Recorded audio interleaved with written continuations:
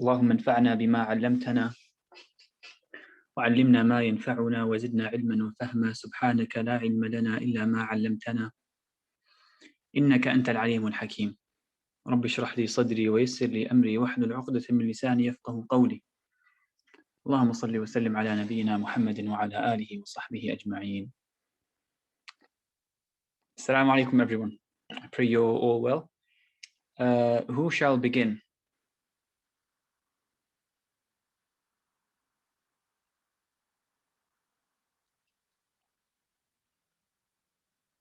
Who's to begin with the units covered for this week? Unit 14, the slander of Aisha radiallahu anha. Okay, that happened actually quite later on. Okay, fine. Slander of Aisha radiallahu anha. طيب, you guys know the usual drill. A question, a point of benefit, something specific.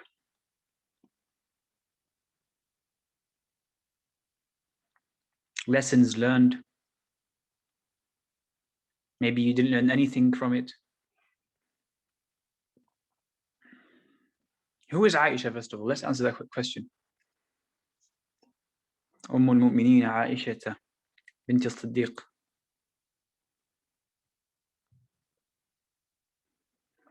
Good, well done. Very nice. Importance of always assuming the best. Yeah. لولا إذ سمعتموه ظن المؤمنون والمؤمنات بأنفسهم خيرا. So Allah is saying in Surah Al-Mu'minun, Surah An-Nur, sorry.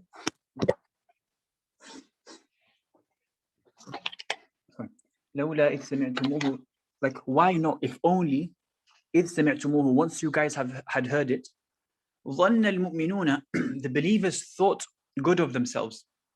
So you hear a rumor of Malik or of Isa or of Fatima, Khadija, Aisha, whatever, right? You hear a rumor of your Muslim brother or sister. Why is it the first thing that came to your mind is a negative thought? لولا إذ سمعتموه ظن المؤمنون والمؤمنات بأنفسهم خيرا. So it's always, the idea is you always think good, give someone the benefit of the doubt first of all, right? And of course in fiqh, اليقين لا يزول بالشك. Something that is known, so knowing someone to be a good person, okay? This good thing that you know of them is not to be erased with doubt. Even in wudu, salat, tahara, right? If you think you didn't do a rak'ah or you're not, right? If you know for certain you did something, that's not to be erased by a doubt. Wudu also. Likewise, in people's interactions, you hear something bad of someone. As the saying goes, it takes, you could do something good to someone your whole life, but just doing one bad thing is enough to erase it, right? That's not how a believer should be. That's not how someone who believes in Allah should be at all. Okay? So the importance of always assuming the best good. That's an excellent point. Any higher bidders?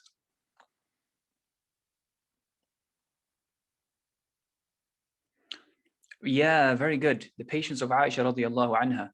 You'll hear her response and how she enjoyed it and how naive and innocent she was as well. I'm not sure exactly what details Hisham mentioned, what details he didn't mention, but yeah, absolutely, the patience of Aisha radiallahu anha during this trial. No. And how, when Allah causes a trial to befall on you, it's only there to increase you in rank, right? It's not there as a punishment. Well, it is a punishment. If you take it to be a punishment, then it does become a punishment, right? And if you're patient, if you think well of Allah subhanahu wa ta'ala, then it's not a punishment, of course. So Aisha, yes, how this only elevated her. And the people who curse and insult and slander Aisha to this day, they're not sort of bringing her down. Rather, the more they insult her, the more it's just thrown back at their faces and the more she is actually elevated. And these people still exist. They still exist till this day. So yeah, it's not that, you're the wife of the Prophet, you're going to get it easy. Or you're the Prophet, you're going to get it easy. No, on the contrary.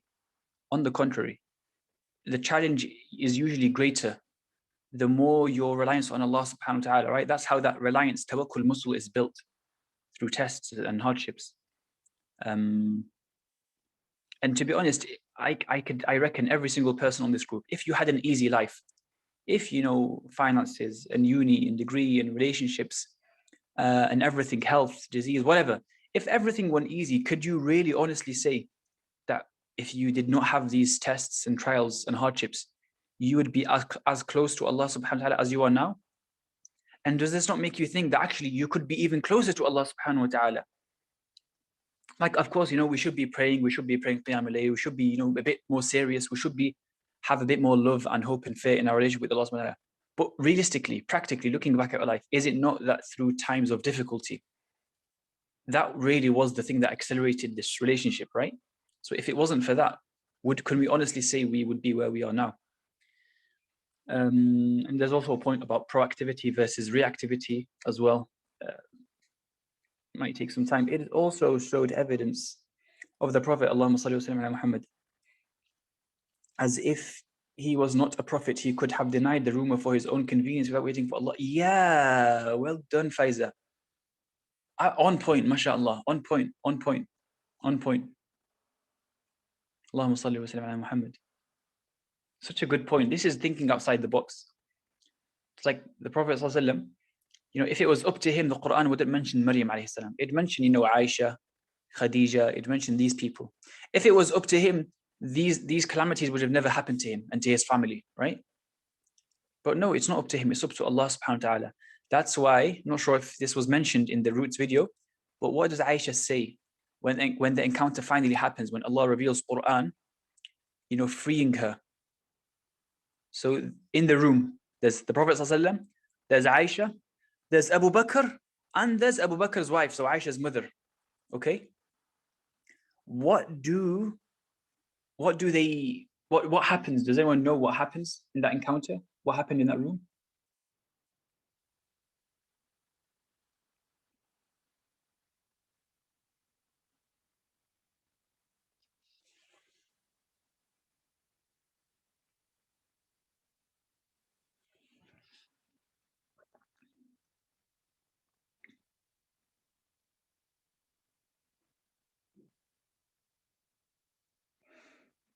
Okay. These are two encounters actually. There's one where the news breaks out and the Prophet he has to do what he doesn't want to do. He has to come and confront her, and you know he has to basically hear the words from her. You know, did you do this? No, I didn't. Okay, thank you. That's what I wanted to hear, right? So it's an encounter that had to be done, right? Imagine, let's say your son or your daughter did, like, they were accused of stealing or killing, right? Like, of course, you would never think, you know, your son or your daughter did this. But justice necessitates that you stand before them and you ask them, not as a father to a son, but as like someone in charge, someone responsible to them, did you do it? They might hate you for this, right? Because like, how could you even think I could have done it? You know, you're my father, like, you know, of all people, you know, but that encounter had to be done. I'm talking about the encounter when she was made innocent, when Allah reveals the verses, freeing her of like the accusations. So Abu Bakr and his wife, anyone know the name of Aisha's mother? If you know the name, type it anyway. So they said, go and thank the Prophet sallallahu alaihi wasallam. And she's like, no, I'm not going to thank him and I'm not going to thank you. I'm going to thank Allah. Allah is the one who freed me of it, right? So that's that's an amazing attitude to have. Yeah, Roman, well done. MashaAllah. Very good. Yeah.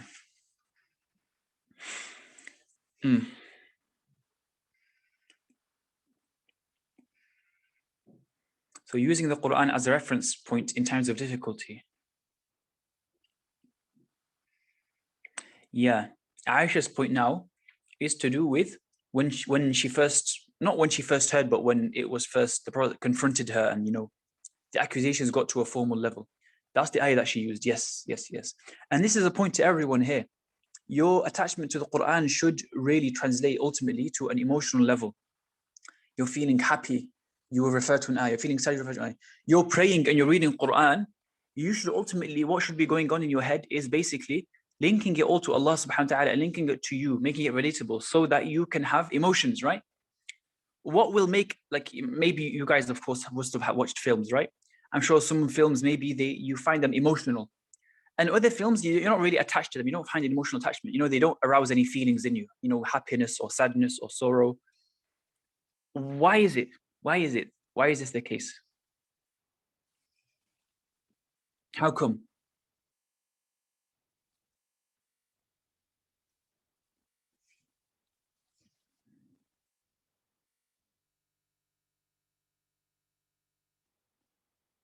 I'm sure maybe I would usually pick on Isa, but I think we'll pick on someone else today. Life experience, good. And what resonates at good. Well done, well done, well done. Because some you found them more relatable, and so you were able to engage. Remember, human beings, on the most fundamental level, they engage emotionally. They engage emotionally, meaning the things you engage with emotionally, they are the things that you are closest to you, you're most attached to, right? They have the biggest impact on you. So a film in which you, or a scene or a character in the film in which you could relate to, they're the ones that were likewise the Quran. When you're reading it, right, it's about making it relate to you. It's about, you know, looking at it through a very special lens, okay, instead of just like, you know, racing through it with your lips and your teeth, and just as we all do, or as many of us do. Okay, this is why someone is able to pray Qiyam al-Layl. He can spend hours and hours and hours, right? And if you were to think, wow, I could never do that. No, of course you can. I'm sure we've all spent an hour, 2 hours, 3 hours on a phone call or on a video call, or we spent 3 hours watching a film easily, right? There you go. So the one who can pray for 2 hours, right? Qiyam al-Layl, whatever, he would look at us thinking like, how can you do this for 2 hours, right? Well, there's the go. The same reason he can do that is the same reason we can do a 2-hour film or a 3-hour film. There you go. So that's really the level that we want to reach with regards to this, okay?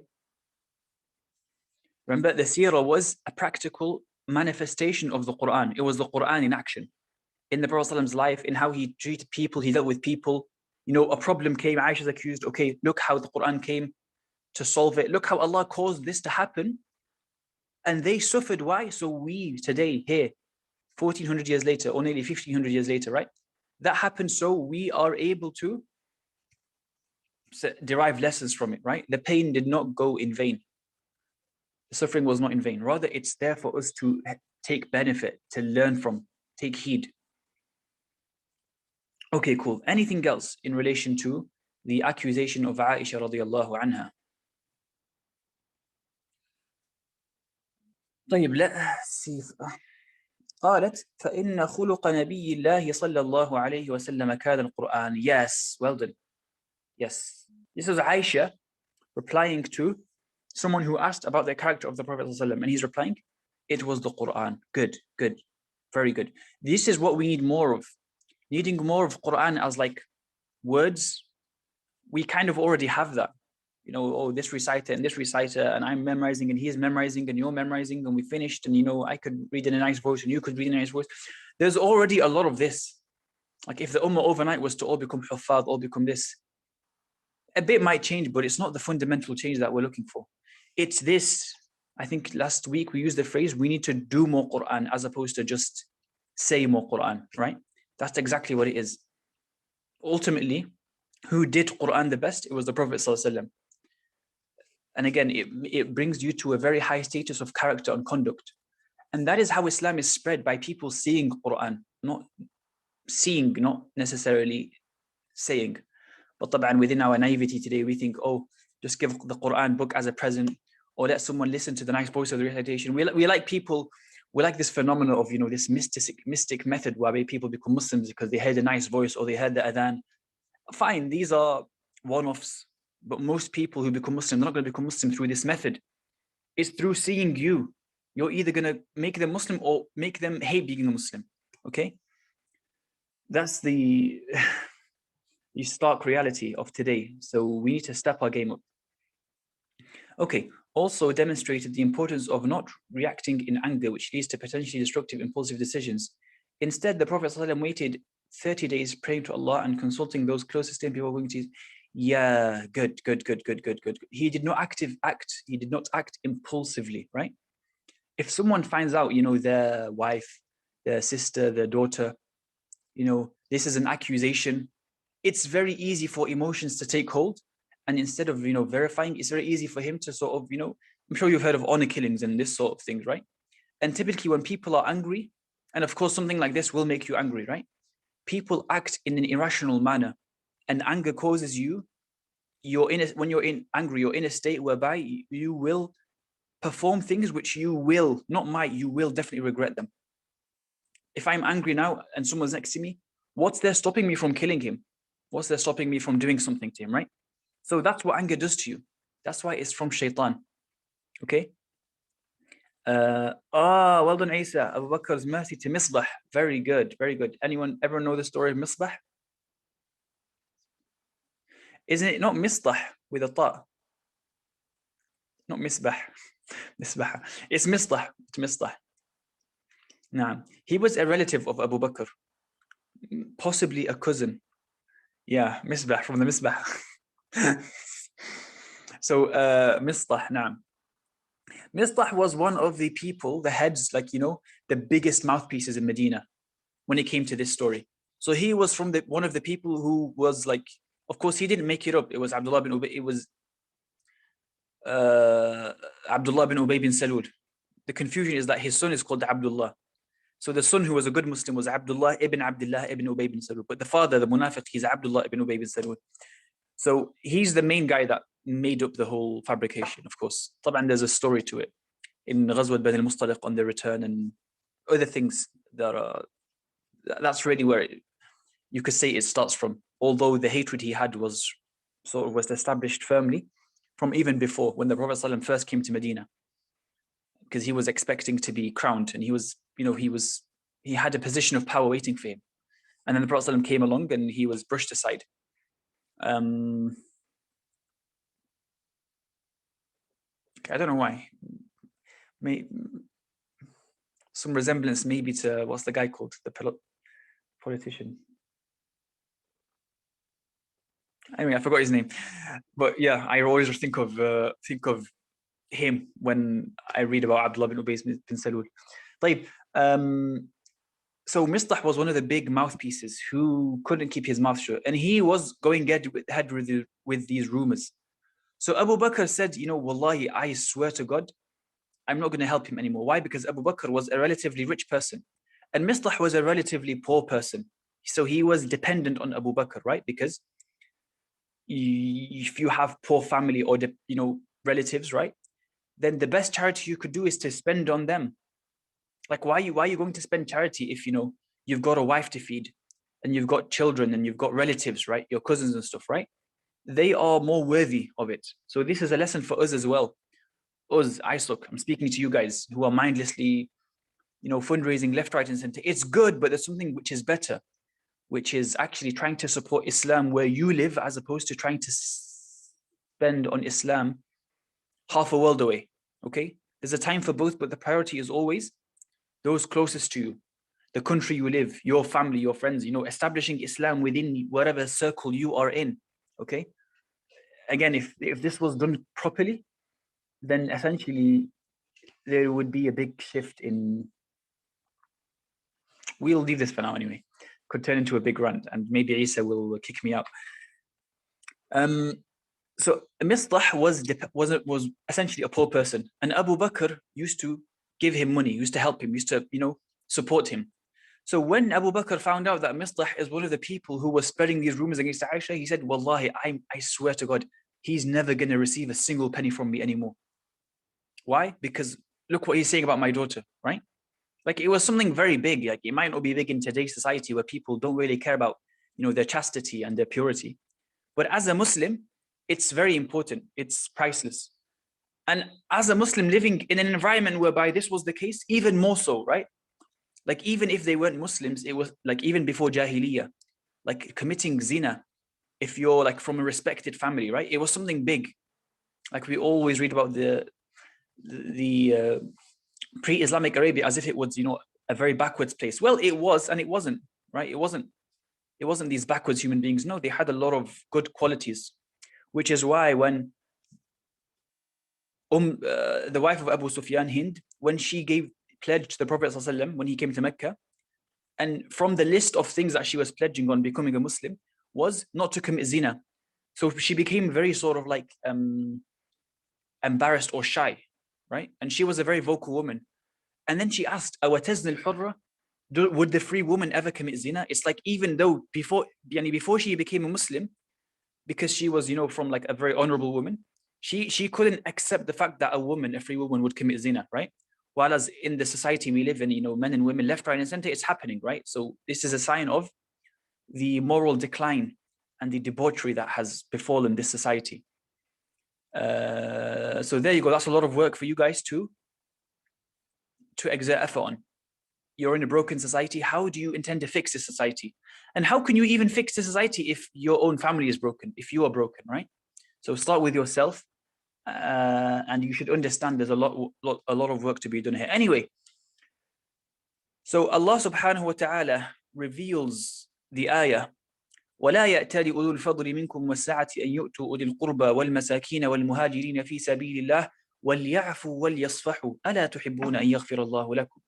So basically Allah is saying, let not those people of wealth, such as Abu Bakr, wasa'ati, the people who, their wealth is not restricted, they've got it relatively easy with regards to their wealth. Yani, in modern terms, they're rich or they're kind of well off, right? That they spend. Like, basically keep spending. Were you doing it for Allah, or were you doing it for mislah? And then Allah says, وَلْيَعْفُوا وَلْيَصْفَحُوا, and let them do afu, which is like forgiveness but more, وَلْيَصْفَحُوا, and let them overlook, basically forgive and forget. That's what it is. أَلَا تُحِبُّونَ أَن يَغْفِرَ اللَّهُ, would you not like that Allah forgives you? So when you are spending, again, this ayah is amazing for fixing your mindset. Also in Surah Al-Baqarah, لا تبطلوا صدقاتكم بالمن والأذى قول معروف, those ayahs. So this is a similar ayah. So it's fixing your mindset. It's basically making Abu Bakr realize that, it's not my money that I'm giving him. Allah's given me this money and I'm giving it to him for the sake of Allah. Even though he said it, he's made a mistake, fine, but like, he's still a relative, right? Same concept here. When someone does a mistake to you, this doesn't mean you stop being good to them, right? It's very, like, sometimes you have to swallow your pride and your arrogance, right? But it's a big learning point for us now. A good indication of how pure you are is the outlook you have towards people. Again, jealousy and hatred. Someone does bad to you, stopping the good you're doing, right? It's very common, and we should all fix this between us. It's very, very important, because the main recipient is actually yourself. It's maybe you gave a bit of money to someone, right? They gained a few pounds. You gained something in your heart. Your heart leveled up. That is priceless. You can never buy that with money, with all the money in the world, right? So it's important to fix this within us. That was the story of Abu Bakr al-Mistah. Again, another very important story. Could every time you earn and spend money upon your wife and family be considered as a form of charity each time, and therefore get the reward of giving charity as if you were giving to the needy? Okay, so a man spending on his wife, that's not actually charity. But a wife spending on her husband, that can be. Why? Because he has to spend on his wife. He's still getting a reward for it, but it's like you wouldn't really say it's a charity, because you have to be doing it anyway. So you could say it's charity, but it's obligatory charity, let's say. But again, calling it charity is a bit strange. Why? Simple reason being that the husband, whether he likes his wife, he hates his wife, she's rich, she's poor, he's rich, doesn't matter. Regardless of any situation, if the husband is the husband, he has to spend on his wife. He has to spend on his children. وعلى المولود له رزقهن وكسوتهن بالمعروف. Okay, Surah Al-Baqarah. So the man, financially, the responsibility is entirely down to him, whether he likes it or not. Whether it's a feminist society or it's not, it doesn't matter. If you're a Muslim, this is how it works. Yeah, but the wife, she can be spending on her husband, and that can be a form of sadaqah, a form of charity, you could say. And there's more to be said on it. And there's a hadith on this as well, where a woman asked the Prophet ﷺ, should I basically where should I spend? Should I spend this or my family? He said, like, no, spend on your family, and then you'll get two rewards. You'll get the reward of charity, and you'll get the reward of silatul rahim. It's your own family. They're close to you. So you doing good to close people, there's always a bigger reward than doing it far away. Another point to support the fact that, you should be fixing your relationships here instead of trying to send money abroad. Again, there's a time and place for it, but that's not the priority, I dare say. Anyway, we could have a big debate on this another time. Any other points? What was unit 15 about? Unless there's more things to be said on unit 14. But I hope, does everyone understand my point here about, how we like Salah, Zakah in particular? That's the one I've been like mentioning. Sawm, Hajj. It's all designed to establish Islam in yourself and then in those around you. That's called your circle of influence, right? So your circle of concern, the people you're concerned about are, Muslims in this country and in this country and this country, right? But your influence on that part of the world is very limited. Your influence where you live, that's where you have the most influence, right? Those around you. So that's why I'm trying to mention this again, because the way we practice our Islam, it's done in a very clumsy manner. Take Quran, take our Salah, for example. I've given the examples before of how we're doing it, but it's not impacting us. We're doing it, but it's not impacting, right? If you have a masjid in a bad environment, a bad sort of like area in the city that you live in, right? A sign that that masjid is successful is that the problems in the area are going to start to be solved, right? All this gang crime and the drugs and stuff, right? If there is a good masjid in the area, it's not that the people are reciting Quran in a nice voice and doing it, but they have no concern for the environment around them, right? That is not what a successful masjid is. Zakat done properly, right? It's not that our life here continues, but at least someone around the world sort of like didn't hungry that night. It doesn't work. It's all designed to establish Islam in a place, in an area. Hence why I saw the need of mentioning this again and again and again to you ISO guys. Babe, unit 15.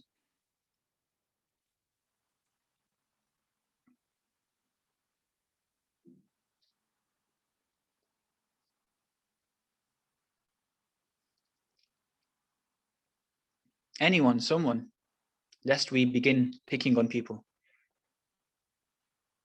Treaty of Hudaybiyah. Okay, so yeah, it's quite zooming through it then. Babe, what year did the Treaty of Hudaybiyah happen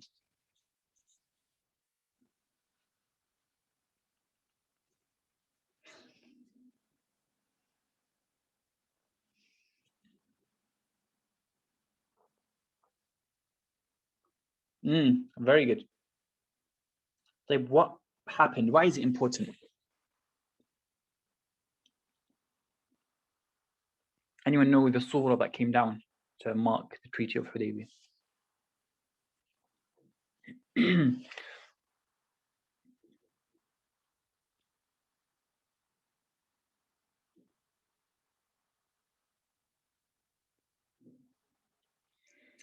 Okay, just for the sake of time,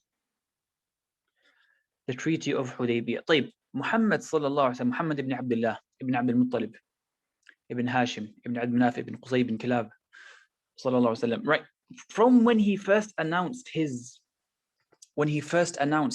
mission, right, his call, his da'wah. Da'wah literally is a verb. He called. So da'wah is calling. You're calling people and showing them what Islam is. And then them believing or not is not up to you, but you're calling people.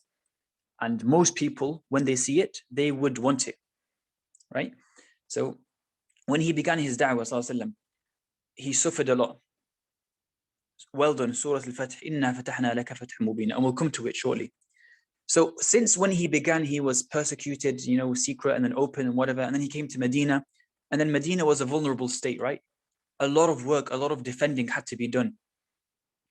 And then when it came to Hudaybiyah, that's like the first time when Islam officially, it was peacetime. Like until that point, they were in constant warfare, right? Imagine being in constant war, in a constant state of war until that time. So in Mecca, it wasn't a war, it was more like persecution. And then in Medina, it was like, now it became geopolitical, right? And then Hudaybiyah was the first time where, okay, fine, we could put down our weapons. Why? Because we're in a state of peace, we're in a state of security. This was a big thing living then in that environment where, the standard, the normal sort of like procedure, the normal state of affairs was to be in conflict, to expect to be invaded, right? So this was really, really, really, really, really big. Why? Because Islam spreads. How did we mention it spreads?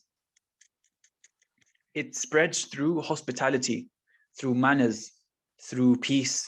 You just being a Muslim, just being a good Muslim, just being a Muslim, what a Muslim should be, that in itself, you transform into this person who, wherever you go, people see Islam, right?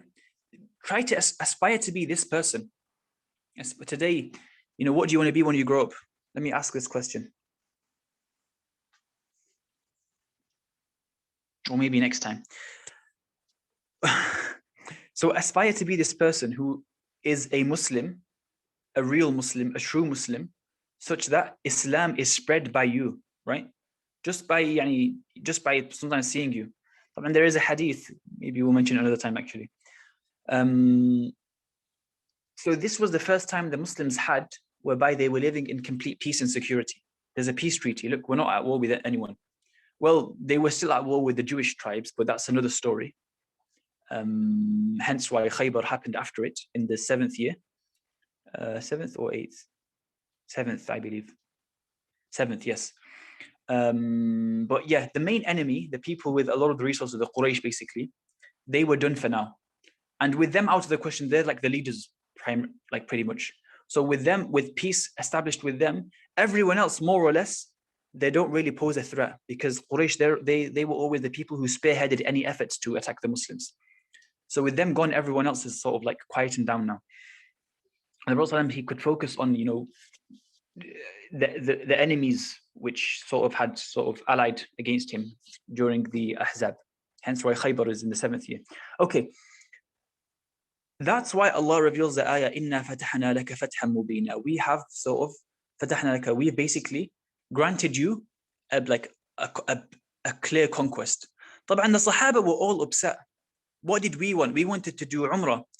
We wanted to go to Mecca. We could not do any of this, but Allah is telling them, actually, no, this is a victory in itself. You guys achieved parity with the Quraysh. You are now equals to the Quraysh.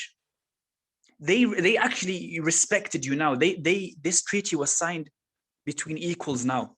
So you are no longer sort of like the people below them. You're on foot. You're on the same level as them.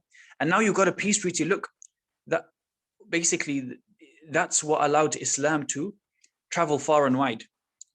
And even after it, when Mecca was finally taken, that the year after was called Am al-Wufud, the year of envoys. Or it was the same year actually, where all the tribes came in. So all the tribes really started hearing about Islam. And remember, it's Islam. You have to understand how Islam spreads as well. There's a time for fighting to defend yourself, right? That's for them. But when it's done correctly, Islam is such that just you being a Muslim, right? We mentioned the story of the Sahabi, the leader of his tribe, possibly one of the tribes of Banu Hanifa, if I'm not mistaken, where the Prophet ﷺ, he tried him in the masjid for 3 days. He was a captive. And then after the 3 days, he released him and he left. And then he came back to Medina and he became a Muslim, right? Imagine, let's say there's someone now who hates Islam. He tried to attack, he did it an Islamophobic attack, right?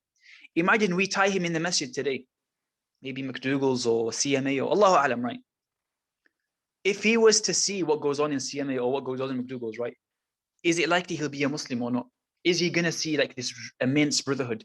Is he going to see this hospitality? Is he going to see this environment of love whereby people love each other? Is he going to see an environment whereby people essentially are connecting to Allah subhanahu wa ta'ala? So then he became a Muslim. So that's why the Sahaba, they thought they had one way of thinking, right? Through their understanding, it's like, no, we defeat them. We get to do the Umrah. It's what they wanted. But remember, as a Muslim, you're a slave to Allah. It's doing what Allah wants and not what you necessarily want. I'm just aware of time. I guess we started 6:15, but we're finishing at 7. So we only have 10 minutes left. Are there any questions on Surah Al-Fath, on Al-Hudaybiyah?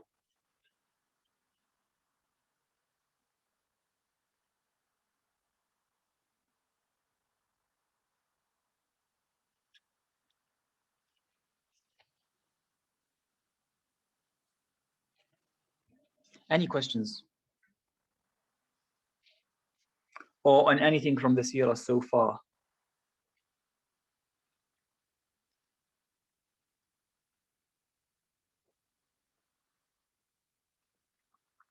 The main aims. So from the Meccan side, let's start with the common things. The idea was that the Muslims were not allowed to do Umrah. So the reason why they set forth, they left Medina, is to do Umrah. So they were not allowed to do Umrah. Or it was postponed. They couldn't do it this year. So the thing that they really imagine, let's say you're a kid and you're going to Disneyland, and then they're like, oh, sorry, come next year, COVID or whatever it is, right? You're not going to take that well, especially as a child, right? So imagine, let's say it's something like Umrah, right? Which they really wanted. Of course, the Muhajirin, they missed Mecca. That was where they were from. And because they were Arabs, they were there, the Quraysh can't really deny them this right?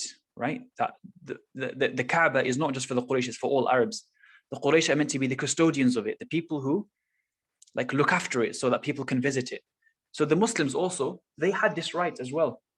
So the Quraysh, they can't really deny them this right. Otherwise, they would be sort of going against their own traditions, because remember, they're the ones who are meant to look after the guests, the Hujjaj, the people who come to perform Hajj and Umrah. They're meant to look after the place. So then, the most famous aspect of the clause is that the Muslims are not able to do Umrah. They can do it next year or something the year after, right? And there was also meant to be a truce. I believe it was supposed to be a 10-year truce. Allahu Alam. I think 10 years, if I'm not mistaken. Also, the other famous sort of part of from the clauses is that tribes which are allied to any tribe has the right. Okay, this is important. Any tribe, if they want to be allies of Muslims, they've got the right to. And any tribe that wants to ally itself with the Quraysh, they have the right to. Again, remember, Muslims are now on par with Quraysh. They're on the same playing field now. No, they're not under them anymore. It's the same. So the Quraysh are formally accepting, you know what? If someone wants to join you, go ahead, they can join you. If someone wants to join us, they can join us, right? Before this, up until this point in time, if you join the Muslims and you become an enemy of Quraysh, so this would actually deter a lot of tribes from joining the Muslims, right? Because, well, if the Quraysh are not going to be upset with us, we're going to think twice before joining the Muslims, okay? But now there's no barrier. Everyone's free to do whatever. And of course, attacking the allies. So if someone attacked a tribe which is allied to the Muslims, then that's basically attacking the Muslims and the treaty is broken. Likewise, the opposite is true. And of course, we all know how that went eventually. These are the main sort of aspects of it. Also, if someone from the Quraysh leaves them and becomes a Muslim and goes to Medina, the Muslims have to send him back. Okay? But if a Muslim leaves Islam and goes to Quraysh, the Quraysh do not have to send him back. He can stay with them. This might seem like quite unfair, but again, there's a interesting story to it after. Also, the main sort of diplomat or orator from the Quraysh side was called Suhaib bin Amr. So when writing the treaty, Ali bin Abi Talib, he began by writing Bismillahir Rahmanir Rahim min Muhammadin Rasulillah sallallahu alaihi wasallam. And طبعا Suhail did not like this. He's like, Bismillah, what is Bismillahir Rahmanir Rahim? Get this off, right? Bismikallahum. Muhammad Rasulullah, what is this nonsense? No, if I believed you're the Messenger of Allah sallam, I wouldn't be here discussing with you. I'd accept you. I wouldn't be here talking from the other party. So remove it. So Ali basically was really upset and angry, but the Prophet ﷺ told him to remove it anyway. Again, there's a story to this as well. View the Kaaba. A very good question. So I did hear a story of how the Jews, when they were with Tubba, I think, so one of the old kings in Yemen. So when Yemen became Jewish a few hundred years ago, interesting. Yemen would have been the only Jewish state at the time when it was Jewish, until the Abyssinians came and killed it. They got rid of it became Christian, Christian ruled after they killed the Jews, or they killed the Jewish establishment there. But yeah, when he became a Christian, a Jew, Afwan, he supposedly, again, it's a story that is mentioned, Allahu A'lam if it's true, So he passed by Medina, and the Jews told him of a prophet that's going to come in this town. Hence, you shouldn't attack it, you should spare it. And also when he passed by Mecca, the Jews told him, again, this is a holy place, you should go and pay respects. And he told them, okay, why don't you come with me? Like, no, we can only come to Mecca, come to the Kaaba, when the final prophet comes. Until then, we're not, it's not in our legislation to go to it. Allahu Alam, if it's true or not. But yeah, Mecca is mentioned in the scripture, in one of the scriptures. So in fact, someone sent me a link recently. Mecca, meaning Mecca, the valley of like crying, or the valley of something. Allahu Alam, what specifically was mentioned, but Mecca is mentioned. And it's even described in the people who go to Mecca as well. And Medina also, again, is mentioned, not by name, but rather by its features. And every prophet supposedly had also performed the Hajj or the Umrah. Also the scholars say, Wallahu A'lam. If Surah Al-Fath is recited during the 3 days preceding the month of Ramadan, it will ward off the strain of fasting for the whole month. And if Surah Al-Fath, I've never heard this before. No. As a general rule, any hadith which is mentioning, the benefits or the fada'il, the virtues of a surah, chances are it's invalid. There is something mentioned on Surah Al-An'am, not the virtues, but rather the fact that the 70,000 angels came down with it. There's something, Surah Al-Kahf, there's a few things mentioned. Some of them are weak, some of them possibly you could say are acceptable. Surah Al-Baqarah and Al-Imran together. Surah Al-Mulk, قُلْ هُوَ اللَّهُ أَحَدٌ, تعدل is a third of the Quran, right? Al-Mu'wwidhatayn, Al-Falaq wal-Nas also. Other than those, really, Surah Al-Waqi'ah, there's something about, poverty. I don't think, Allahu A'lam, I think authenticity-wise, again, I don't think there's a basis for that. So, there's some crazy ones, like if you read Surah Al-Nisa, like this many times, or if you read Surah Al-Ma'idah this many times, or whatever, something happens in Fath. As a general rule, these are not authentic, by and large. The practical takeaways from the dealings regarding the Treaty of Hudaybiyah. Let's begin with this for next session. Just ask the same question then, just because we only have a minute and then I need to go. But in a minute, there's a few things. So one, how the Prophet ﷺ, or doing Islamic work, hence the state of that the Muslims had. It's very easy to conflate what you want with what Allah wants, right? What they wanted was Umrah. And of course, doing Umrah, what can be more Islamic? What can be more like serving the cause of Allah than this? But actually, there were more priorities. So they didn't get to do what they wanted. They didn't get to do the Umrah. But what ended up happening was they got something better. They got peace. So as a Muslim, a lot of like young Muslims today, hot-headed Muslims, a typical scenario, think of the Battle of Uhud also, right? The young Muslims who had a lot of zeal, they wanted to go out and fight. They wanted to do this. They wanted to do this. So youngsters or humans by and large have a lot of zeal, but sometimes you need a bit of wisdom to step back and realize what is it that I want to do as well. And not many people can think in a very rational way. In fact, every single one of the Sahabas was upset. And even when the Prophet ﷺ, after the peace treaty, when he told them to cut their hair, basically, shaving your hair, meaning that it's over. That's what men do after Umrah or after Hajj. When you cut your hair, that means you finished your Umrah or your Hajj. So when he did it, not a single one of them obeyed him. Again, they were upset because what they wanted to do, they didn't get to do it. But of course, there's a famous story where Salama radiyallahu anha, she sees him upset and she asks him what's wrong, and he's like, well, my companions have disobeyed me. This is the first time it's happened.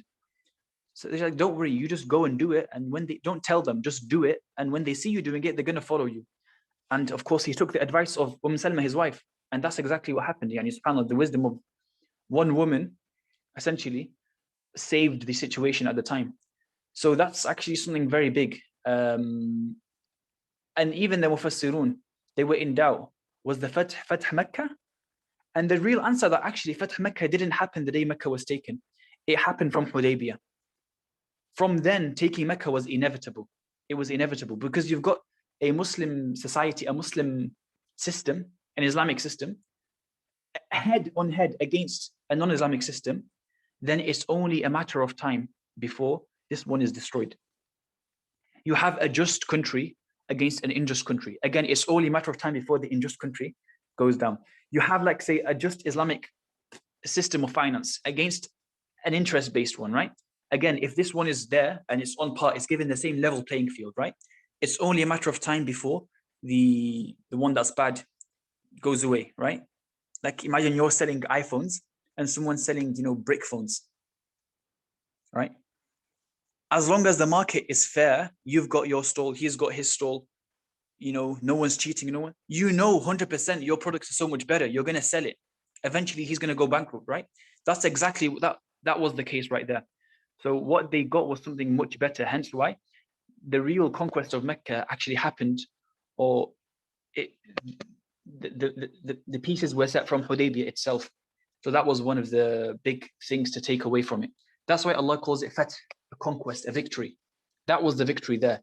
It wasn't you winning the battle or winning a battle. No, peace. That's exactly why you were fighting in the first place. Right? A bit like Hannibal when he went to Rome. He defeated all the Roman armies in Italy, right? But then he couldn't take Rome. Like, what was the point of beating all these armies if you can't get your objective? Yeah. Or what's the point of becoming rich if at the end of the day you're not spending it? So that's why, like, it's sometimes you can get bogged up in these short-term goals and you can forget the bigger objective in mind. The last thing, actually, how would you reconcile the Prophet ﷺ advising for his name and Bismillah, advising for his name and Bismillah be changed on the treaty? What should we take away from the fact they compromise on that? Yeah. It's like having, again, we like to focus on small things, but the Prophet ﷺ, he focused on big things. But in Allah yuhibbu ma'ali al-umur, like the hadith, like small things for him were irrelevant, very irrelevant and insignificant. There's a time and place for them, but generally speaking, what is looking at the maslaha and the madarra, or the manfa and the madarra, the benefits and the harms. Whether he's writing Muhammad ibn Abdullah or Muhammad Rasulullah sallallahu alaihi wasallam, right? For him, like maybe for the Sahaba, they found it a bit hard for the ego to swallow. But the Prophet ﷺ, because he was someone of a very far sight, he had a vision in mind. This small hurdle, I'm not going to let my ego overcome me for the sake of this small hurdle. Like, it didn't make a difference. Okay. So again, it's seeing his forbearance, and it showed you that he was someone who he had his eyes set on a goal. If a small obstacle was to come, he's not going to let it impede it. So he would not let his emotions override his rationale. Okay. But the Sahaba, they were so emotionally invested that they sometimes did not let their rationale keep their emotions in check. Hence why they were very upset and they disobeyed the Prophet ﷺ when regarding the cutting hair incident, or regarding this Ali, understandably, of course, because of the love they had to him ﷺ and the respect, and because they knew they were on the truth. So knowing you're on the truth and having this zeal and having this conviction is one thing, but actually you need the wisdom to keep it in check and to make you actually head towards your objective as opposed to being bogged down. Anyways, I think we'll just have to end there because we have run over time. Wassalamu alaikum wa rahmatullahi wa barakatuh. See you next week.